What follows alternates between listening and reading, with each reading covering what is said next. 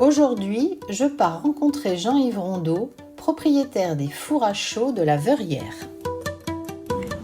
Bonjour Jean-Yves. Bonjour Clarisse. Merci de nous accueillir chez vous. Alors donc nous là on arrive on arrive de Verne et on a entendu parler des fours à chaux. Et donc nous sommes ici au four à chaux de la Verrière. Donc c'est chez vous. C'est exact. Ça C'est exact. Vous en êtes le propriétaire? Absolument.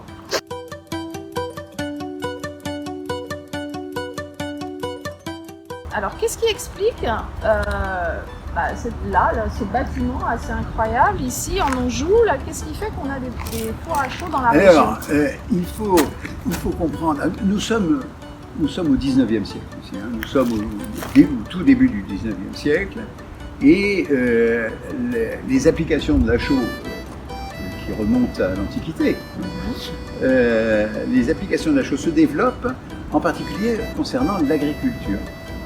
On va comprendre que la chaux, qui est une base chimiquement, va permettre de corriger le pH des terres qui sont naturellement acides et ainsi améliorer les conditions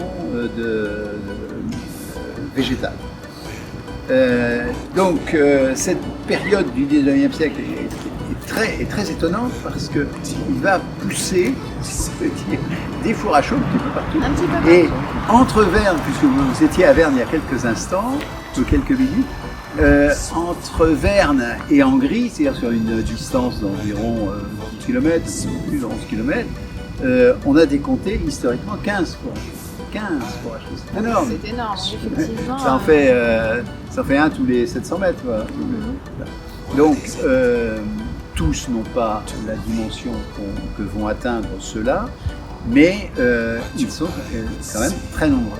Et donc c'est pas étonnant qu'à Verne vous ayez entendu parler de fours à chaux, puisqu'il y en a eu sur cette zone Verne-Hongrie, mais il y en a également entre Verne et le Louroux. Donc vous voyez que c'est une période où les fours à chaux vont vraiment se développer.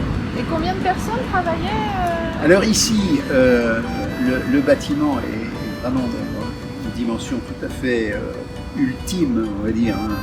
On n'en connaît pas qui soit plus grand, même ailleurs en France. Hein. Et elles comprennent 3 fours, ce bâtiment comprend 3 fours. Un peu plus loin, il y en a un autre bâtiment de même dimension qui en comprend 2, donc ça va faire 5 fours. Et donc effectivement, il va falloir beaucoup de monde pour faire tourner tout ça. D'autant que il faut bien se figurer qu'en 1824, date à laquelle ce bâtiment va être édifié, en tout cas dans cette période du début du 19e siècle, il n'y a pas de moyens autres que des moyens humains, des chevaux. Voilà, il n'y a pas de machine, il n'y a pas de pompe, il va falloir pomper dans les carrières. Il n'y a pas de grues, enfin des grues manuelles, oui, mais donc il fallait beaucoup de monde. Donc une centaine de personnes à peu près auront été nécessaires pour faire fonctionner ce four ici à la Verrière et le four Saint-Pierre.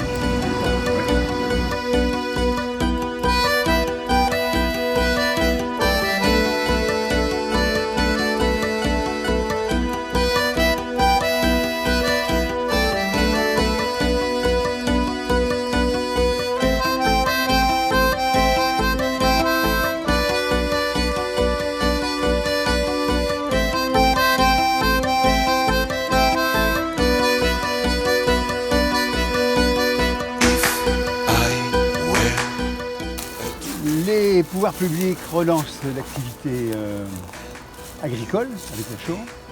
Vous avez un four à chaux à Saint-Pierre qui est éteint, qui ne sert à rien. Est-ce qu'on ne pourrait pas trouver un accord qui nous permettrait de faire de la chaux et de la vendre dans ce contexte-là? Et ils trouvent effectivement un accord. Et en 1958, ils vont réhabiliter ce vieux four Saint-Pierre qu'on commence à apercevoir là-bas. Ils vont réhabiliter, ils vont le rechemiser avec les briques réfractaires dont je vous ai montré un exemplaire qui vient justement de Saint-Pierre. Voilà. Et ils vont lancer l'activité. Et ça va durer 20 ans.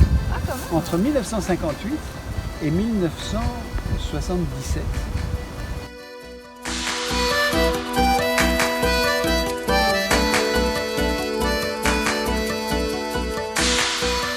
Nous quittons Jean-Yves Rondeau, non sans l'avoir remercié pour son accueil chaleureux.